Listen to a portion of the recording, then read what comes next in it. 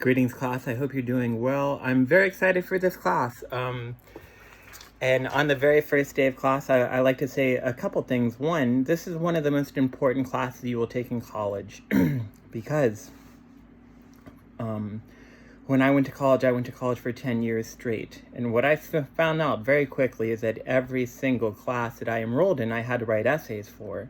So it may have been a biology class, a history class. Any class that I took, I had to write essays.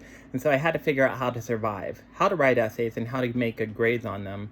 And essentially that was survival for college. So the one thing I can say is that you're going to be writing essays until you graduate college. And my only objective in this class is to help you guys become better writers and help you learn strategies and tools that will help you in the future. So with that in mind, I like to start every class with a list of 11 rules. Now, these apply to academic writing, but they also apply to all kinds of different writing. But rule number 1 is to know what your teacher wants. And I know that sounds dogmatic as me as a teacher to say know what your teacher wants, but it's very, very important. In math, 1 plus 1 equals 2. But in writing, or a writing class, how I grade a paper might be completely different than how your next teacher grades your paper. So you have to know what your teacher is looking for. Writing is very subjective. And in college, you'll generally find you have 2 types of teachers. 1, you'll have those who want you to regurgitate everything you say. And 2, you'll have teachers who want you to think for yourself. And on day 1, you have to figure out who is your teacher, what do they want, what are their expectations. That is very, very important. And there's a couple strategies for that. 1, you can ask questions, you can send me emails, you can schedule office hours. Another good tip is to look at instructions on assignments. Read the instructions more than once to make sure you're doing them correctly.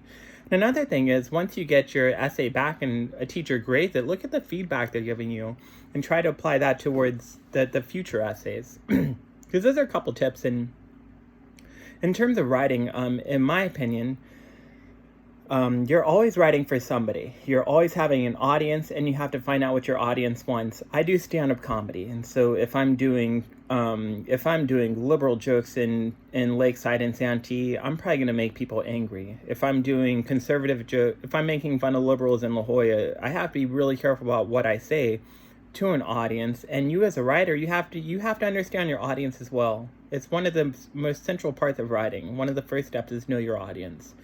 Rule number 2 is all writing has a format. It all has a structure, regardless of what you're writing.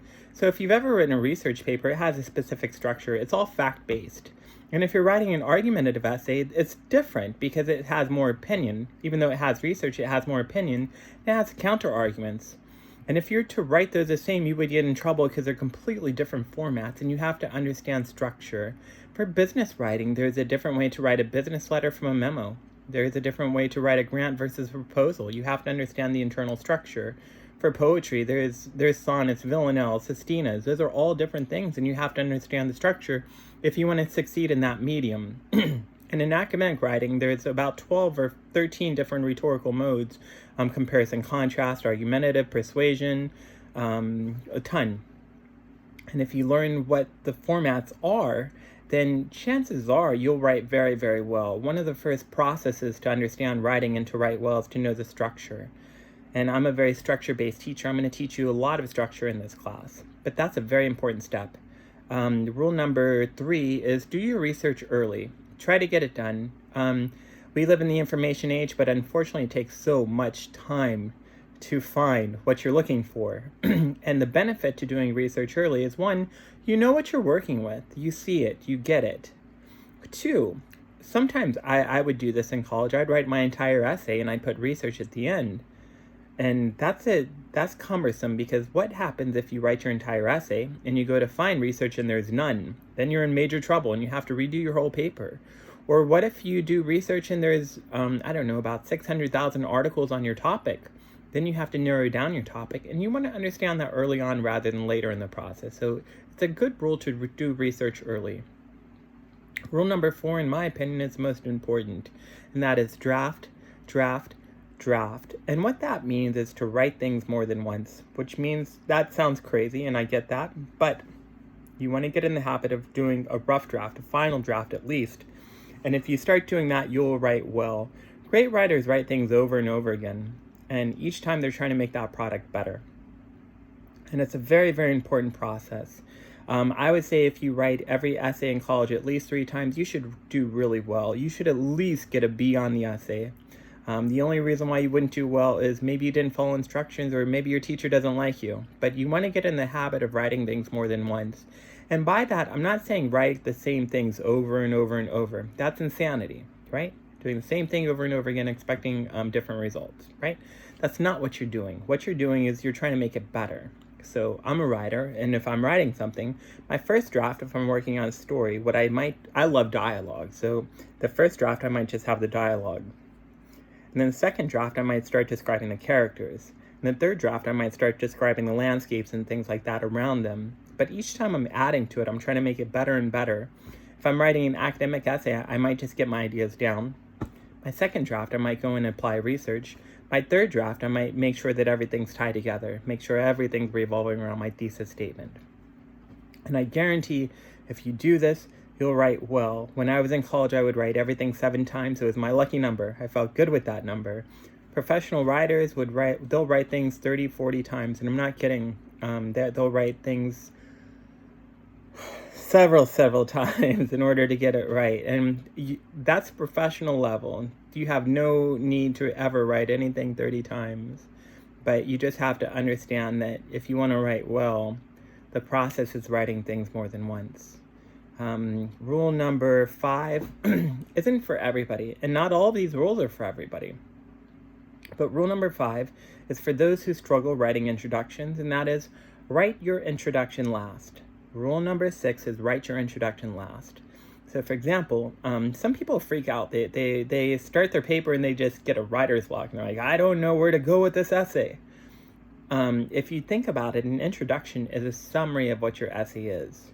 So sometimes it's better to write your entire essay, then you know what it's about, and then go back and write your introduction. So you might start with a thesis statement, a main idea, then go in and write your entire essay, then come back and write your introduction last. Go backwards. That's a good tip if you struggle with introductions. Rule number 5 is write your introduction last. Rule number 6 is write sloppy first. Write sloppy first. And I think a lot of writers, we put too much pressure on ourselves. We want to get everything perfect. And a lot of times it's better to take the pressure off. Just get something down and fix it later. I think the problem with most writers is they have this perfectionist gap, and they put it on there for their very first draft, and it stifles them. They don't know where to go. They don't know what to do because they're trying to make every single sentence and every word perfect. However, it's a better strategy, and it's less pressure. Just write things down first, and then go back and fix them. That's a better strategy, and you'll find your writing more organic and stronger, in my opinion. And then when you get to your final draft, that's when you want to put your perfectionist cap on and say, I'm going to try to get this perfect. Rule number 7 is not for everybody. Rule number 7 is write in a notebook, a physical notebook, not a computer. Some of you guys may like to do this. Some of you may not. Most professional writers I've ever talked to, they write in a notebook.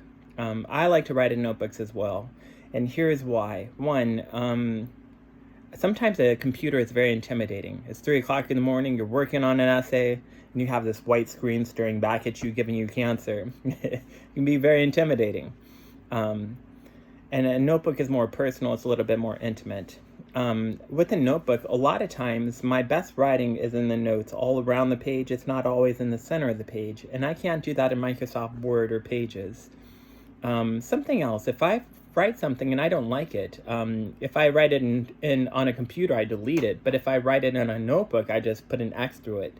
And if I decide I like this later, then it's still there. It's not gone into the Ethernet, gone forever. So you can salvage your work more in a notebook. And lastly, if you're at a coffee shop and you leave your notebook, it could be troubling. It could hurt, but it won't financially hurt because you're out $3, right? You're not out $500 or $600 for a laptop. You don't have to worry about it getting stolen. You could burn a notebook. I wouldn't burn a laptop. I don't have to have a battery to plug into a notebook. They're just more portable. They're easier to manage.